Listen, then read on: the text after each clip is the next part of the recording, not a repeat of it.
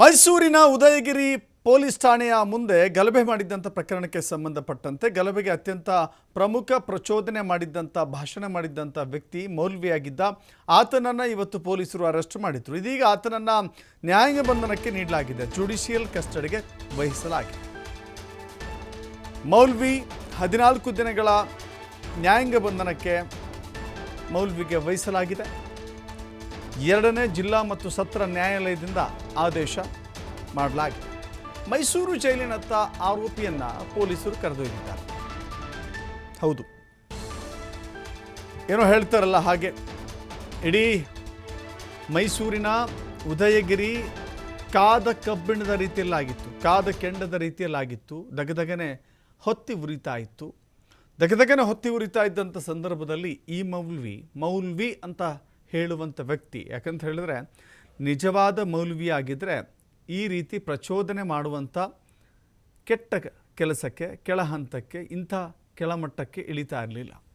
ನಿಜವಾದ ಮೌಲ್ವಿ ಆಗಿದ್ದರೆ ಅವರ ಹಿಂಬಾಲಕರಿಗೆ, ಅವರ ಭಕ್ತರಿಗೆ ಒಂದು ಮಾತನ್ನು ಹೇಳ್ತಾ ಇದ್ರು. ನೋಡಿ, ಯಾವ ಕಾರಣಕ್ಕೂ ಕೂಡ ತಾಳ್ಮೆ ಕಳೆದುಕೊಳ್ಬೇಡಿ, ತಾಳ್ಮೆಯಿಂದ ವರ್ತಿಸಿ, ಏನಿದ್ರು ಕಾನೂನು ಮೂಲಕ ಹೋರಾಟ ಮಾಡೋಣ, ಕಾನೂನನ್ನು ಕೈಗೆತ್ತಿಕೊಳ್ಳುವಂಥ ಕೆಲಸ ಮಾಡಬೇಡಿ ಅಂತ ಹೇಳಿ ಒಂದು ಸಂದೇಶವನ್ನು ರವಾನೆ ಮಾಡಬೇಕಾಗಿತ್ತು. ಅದು ಸ್ವಾಮೀಜಿ ಆಗಿರಲಿ, ಚರ್ಚ್ ಫಾದರ್ ಆಗಿರಲಿ, ಮಸೀದಿಯ ಮೌಲ್ವಿ ಆಗಿರಲಿ.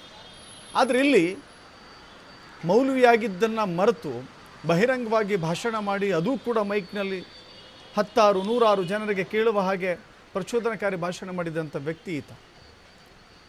ಸೊ ಹೀಗಾಗಿ ಮೊದಲೇ ಉದ್ರಿಕ್ತಗೊಂಡಿದ್ದಂಥ ಜನತೆ ಒಂದು ಕಡೆ, ಈತನ ಭಾಷಣ ಕೇಳಿ ಮತ್ತಷ್ಟು ಪ್ರಚೋದನೆಗೊಳಗಾದಂಥ ವ್ಯಕ್ತಿಗಳು ಬೇರೆ. ಸೊ ಹೀಗಾಗಿ ಆತನೇ ಸ್ವಯಂ ಪ್ರಚೋದನೆಗೊಂಡು 100 ಜನರನ್ನು ಪ್ರಚೋದನೆಗೊಳಿಸುವಂಥ ಭಾಷಣ ಮಾಡಿದ್ದ. ಸೊ ಹೀಗಾಗಿ ಆತನ ಪ್ರಚೋದನೆಯಿಂದ ಶಾಂತಿ ಮತ್ತು ಸುವ್ಯವಸ್ಥೆ ಕದ್ದಡಿದೆ. ಅಲ್ಲಿನ ಜನ ಕಲ್ಲು ತೂರಾಟದಲ್ಲಿ ತೊಡಗಿಕೊಂಡಿದ್ದಾರೆ. ಕಲ್ಲು ತೂರಾಟ ಮಾಡಿ ಸಮಾಜದ ಶಾಂತಿಯನ್ನು ಭಂಗ ಮಾಡಿದ್ದಾರೆ, ಕಾನೂನನ್ನು ಕೈಗೆತ್ತಿಕೊಂಡಿದ್ದಾರೆ, ಪೊಲೀಸರ ಮೇಲೆಯೂ ಕೂಡ ಕಲ್ಲು ತೂರಾಟ ಮಾಡಿದ್ದಾರೆ. ಸೊ ಇಷ್ಟೆಲ್ಲ ಆದ ನಂತರದಲ್ಲಿ ಆ ವ್ಯಕ್ತಿಯ ಬಂಧನ ಆಗಬೇಡ್ವೆ? ಬಂಧನ ಮಾಡಲಿಕ್ಕೂ ಕೂಡ ಪೊಲೀಸರು ಇಷ್ಟೊಂದು ದಿನ ತೆಗೆದುಕೊಂಡರು. ಅದಕ್ಕೆ ಕಾರಣ ಹೇಳಬೇಕು. ಬಟ್ ಒತ್ತಡ ಜಾಸ್ತಿ ಆದಂತೆಲ್ಲ ಈ ಮೌಲ್ವಿಯ ಅರೆಸ್ಟ್ ಅನಿವಾರ್ಯ ಆಗಿತ್ತು. ಪೊಲೀಸರಿಗೆ ಇವತ್ತು ಅರೆಸ್ಟ್ ಮಾಡಿದ್ರು. ಅರೆಸ್ಟ್ ಮಾಡಿ ಕೋರ್ಟಿಗೆ ಹಾಜರುಪಡಿಸಿದ್ರು. ಹಾಜರುಪಡಿಸಿದ ಬಳಿಕ ಈತನನ್ನು ಇದೀಗ ಜುಡಿಷಿಯಲ್ ಕಸ್ಟಡಿಗೆ ಜೇಸಿಗೆ ನೀಡಲಾಗಿದೆ. 14 ದಿನಗಳ ಕಾಲ ಈತ ನ್ಯಾಯಾಂಗ ಬಂಧನದಲ್ಲಿರ್ತಾನೆ.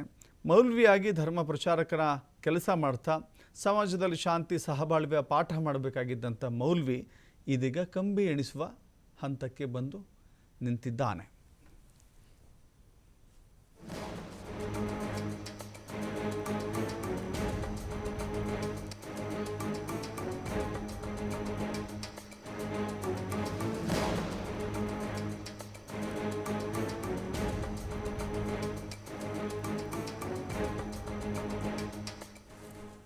ಎಸ್ 14 ದಿನಗಳ ಕಾಲ ನ್ಯಾಯಾಂಗ ಬಂಧನಕ್ಕೆ ವಿಧಿಸಲಾಗಿದೆ. ಇವತ್ತು ಪೊಲೀಸರು ಮೈಸೂರಿನ ಜೈಲಿನತ್ತ ಈ ಮೌಲ್ವಿಯನ್ನು ಕರೆದುಕೊಂಡು ಹೋಗಿದ್ದಾರೆ. 14 ದಿನಗಳ ಕಾಲ ಈ ಸೆರೆವಾಸ ಅನುಭವಿಸಬೇಕಾದಂಥ ಅನಿವಾರ್ಯತೆ ಈ ಮೌಲ್ವಿಗೆ ಎದುರಾಗಿದೆ. ಭಾಷಣ, ಮಾತು ಇತಿಮಿತಿಯಲ್ಲಿರಬೇಕು. ಕೋಪದ ಕೈಗೆ, ಕೋಪದಲ್ಲಿ ಏನು ಬೇಕಾದ್ರೂ ಮಾತನಾಡ್ತೀನಿ, ಕೋಪದಲ್ಲಿ ಹೆಂಗೆ ಬೇಕಾದ್ರೂ ಮಾತನಾಡ್ತೀನಿ ಅಂದರೆ ನಡೆಯೋದಿಲ್ಲ ಅನ್ನೋದು ಇಲ್ಲಿಗೆ ಅರ್ಥ ಆಗಬೇಕಾಗಿದೆ. ಯಾಕಂತ ಹೇಳಿದ್ರೆ ಒಬ್ಬ ವ್ಯಕ್ತಿ ಕೋಪ ಮಾಡ್ಕೊಳ್ಳೋದಲ್ಲ, ಒಬ್ಬ ವ್ಯಕ್ತಿ ಸ್ವಯಂ ಉದ್ರಿಕ್ತನಾಗೋದಲ್ಲ, 100 ಜನರನ್ನು ಉದ್ರಿಕ್ತರ ರೀತಿಯಲ್ಲಿ ಮಾಡೋದು ಕೂಡ ತಪ್ಪೆ. ಸೊ ಹೀಗಾಗಿ ಇಂಥ ಕೆಲಸಕ್ಕೆ ಮುಂದಾದಂಥ ವ್ಯಕ್ತಿಯ ವಿರುದ್ಧ ಈಗ ಪ್ರಕರಣ ದಾಖಲಾಗಿದೆ. ಆತನನ್ನು ಪೊಲೀಸರು ಅರೆಸ್ಟ್ ಮಾಡಿದ್ದಾರೆ. ನ್ಯಾಯಾಂಗ ಬಂಧನಕ್ಕೆ ಕೋರ್ಟ್ ವಿಧಿಸಿದೆ.